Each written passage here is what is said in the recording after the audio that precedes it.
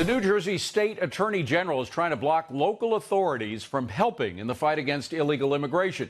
Democrat Gerber Graywall recently sent letters to 2 Republican sheriffs claiming they violated his order to limit cooperation between local law enforcement and Immigrations and Customs Enforcement. Earlier this year, Graywall began a new directive to only allow them to cooperate on criminal matters and not illegal immigration proceedings, which, by the way, also happens to be a crime. Meantime, President Trump wants to speed up the legal process for illegal immigrants seeking asylum. Before today, ICE officers have had to wait at least 48 hours to talk to an immigrant who's been detained at the border. U.S. Citizenship and Immigration Services Acting Director Ken Cuccinelli has changed the policy to cut that wait time to a single calendar day. A spokesperson for USCIS sending us a statement tonight reading in part, quote, "This will make the entire expedited removal process more expeditious and help prevent bottlenecking in the system as DHS components continue to process the record number of people arriving at our southern border." Joining me now is the Homeland Security reporter for the Washington Examiner, Anna Giaritelli. She broke those DHS border apprehension numbers. Great to see you, Anna. Thank you for being here.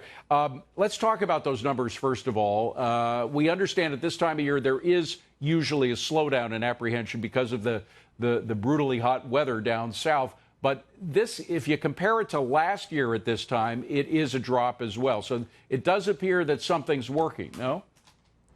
Well, I mean, that's what you would totally expect the acting secretary of DHS to say, that True. His work and the president's move with Mexico, and Mexico stepping up all these enforcement actions, turning people away, trying to get to the U.S., that it's really making a difference. But 16 out of the past 17 spring to summers, you've seen a major decline in people trying to illegally cross into the U.S. So I don't think it's fair for the administration to say, hey, what we're doing is really working. I think it, certainly part of it might be, but you also have to look at just the trends. There's truth in that. And the other thing is, since the acting Secretary of Homeland Security, Kevin McAleenan, early 2017, he started as the country's top border official. And at the time, in the spring, apprehensions were under 13,000 people per month. Now they're up to 132,000 last month. So it's not like he walked into this problem. But with the 11% cut, right? I mean, that is a pretty significant cut. Is that normal by summer standards, an 11% cut in apprehension? Well, it's like 28% since May to June it went down. But the thing is, you're coming from 132,000. Those are levels that were not seen since 2006, which was the year in 95 years of Border Patrol history where the most people illegally crossed into the country or were apprehended. So, I mean, it's hard to compare and get a true Well, what about what's going on in Mexico itself? I mean, are they getting serious about cracking down? Mexico is doing a lot. They've deployed the National Guard to their southern border, which is only 150 miles wide, compared to our southern border, which is about 2,000 miles wide. And every day I'm seeing reports by Mexican media outlets saying, we've arrested 50 people, we've arrested 20 people, just showing that they are making strides towards that. The issue is, how much are they actually doing and who is still getting through?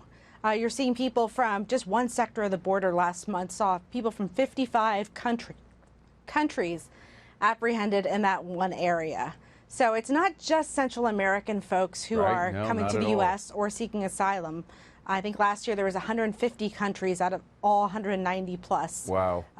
Yeah. Extraordinary. Now, at the same time, I mean, the administration is trying any way possible on its own without help from Congress, other than the recent passage of the bill from Congress. And part of that is trying to expedite some of these asylum claims. Is that working?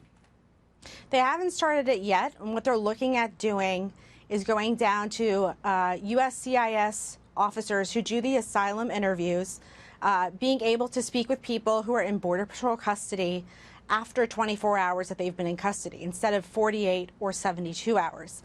The issue is, for a lot of families and children in custody, They're being held for days. They're supposed to be held for 3 days before being turned over to ICE or released into the country.